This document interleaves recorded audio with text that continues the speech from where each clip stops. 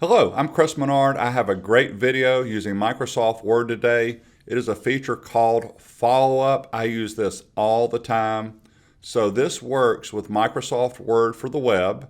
I've tried this both in my Microsoft 365 business account and family account, which is what I use for personal use. Works in both. So in case you're wondering what in the world is a follow-up, if you have a long Word document, it could be a short Word document too, you need to mark a place to follow up to, it'll keep up with your follow-ups and you can quickly view them and you can quickly resolve them.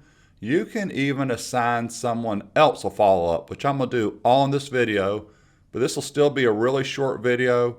There are chapters down below.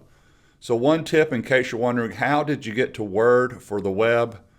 I opened up my favorite browser or whatever browser you want. I happen to be in Edge right now. I went to Outlook, outlook.com. I know it doesn't say that, but that's what I typed. I signed in. Top left when you're in Outlook is the app launcher. Here's Word. I hit the three dots and I wanted to open up Word in a new tab. So that is what I selected and this is where I'm at. So in my example, I'm preparing for the videos I'm going to do this week. And I want to do a video on 15 things you can do in a Teams chat. Well, if you look at my numbered list, I've only got 9. So here's my first follow-up.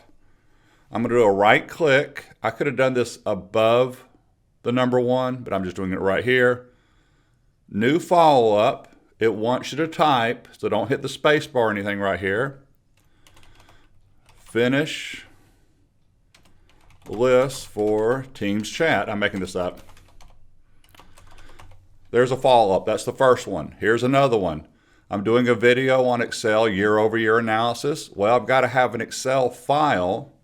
So I'm going to do this one right here.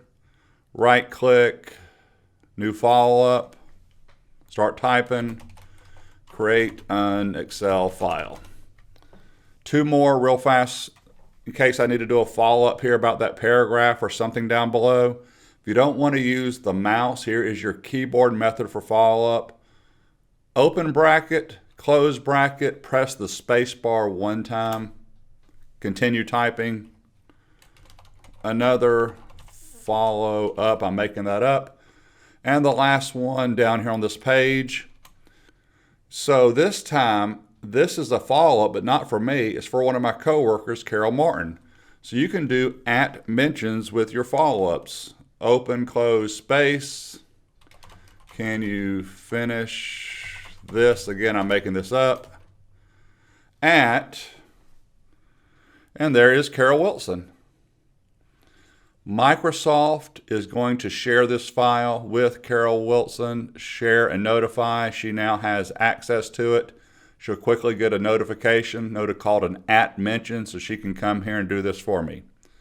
So there's how you create your follow-ups using the mouse or the keyboard, and I just showed you an @mention. So now you're in this document, you're like, okay, I want to see all my follow-ups. 2 ways to do this. Just find one, right-click it, see all follow-ups. Watch this over on the right-hand side. It opens up the navigation pane. It goes to follow-ups. There they all are. Click the first one, you jump to that page. Click the second one, you go there. Third one, and even the fourth one with the @mention. I'm going to go back up here to the first one. I made this up, finish list for Teams chat. I'm done with it. Left click. There are your options on your follow-ups. Make sure you don't have the grammar check running. Okay, here you go. See all follow-ups, I just showed you that. Keep text and remove text. If I hit remove, it sounds silly, it removes it. But I can keep the text, but it not be a follow-up. So I'm going to go ahead and do a remove first. There's the remove. Just to show you what happened when I right-click, see all follow-ups, that one is gone. So I'm going to jump here. I'm going to leave this running this time. Again, it's going to do the word file with the grammar check, ignore. I'm going to keep this text because actually I need this text in the document. So there's that one, but it still removed the follow-up. Here, click, remove.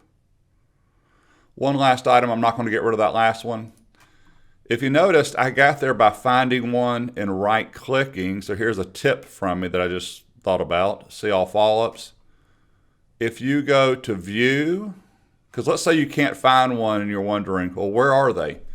Go to the navigation. By default, it'll probably be on headings. Just come over here to follow-ups. Now you can get there. Anyway, really, really cool feature using follow-ups in your document, using app mentions. I love this feature.